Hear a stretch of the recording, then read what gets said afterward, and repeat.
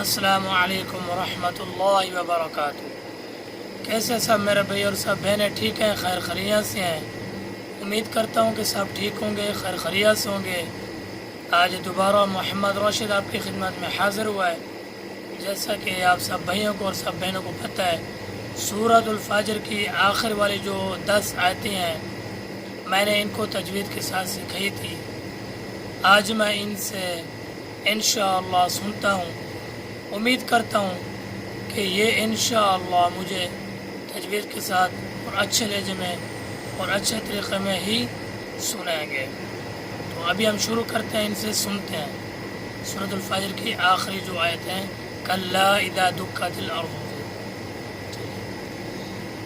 अऊज़ु बिल्लाहि मिनश शैतानिर रजीम। बिस्मिल्लाहिर रहमानिर रहीम। कल्ला इज़ा दुक्कतिल अर्दु दक्कन दक्का वजाअ रब्बुक वल मलकु सफ़्फ़न सफ़्फ़ा वजीअ यौमइज़िन बिजहन्नम यौमइज़िन यतज़क्करुल इंसानु व अन्ना लहु ज़िक्रा यक़ूलु या लैतनी قدمت لحياتي فيومئذ لا يعذب عذابه أحد ولا يوثق وثاقه أحد يا أيتها النفس المطمئنة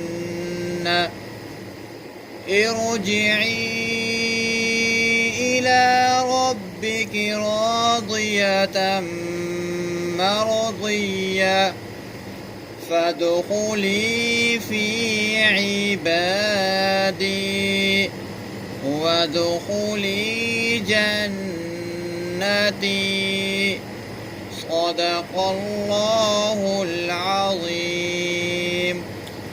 माशाअल्लाह जी, बहुत अच्छे हैं। तो अब दूसरे लड़के से सुनते हैं जी। अऊज़ु बिल्लाहि मिनश शैतानिर रजीम। बिस्मिल्लाहिर रहमानिर रहीम। कल्ला इज़ा दुक्कतिल अर्दु दक्कन दक्का वजाअ रब्बुक वल मलकु सफ़्फ़न सफ़्फ़ा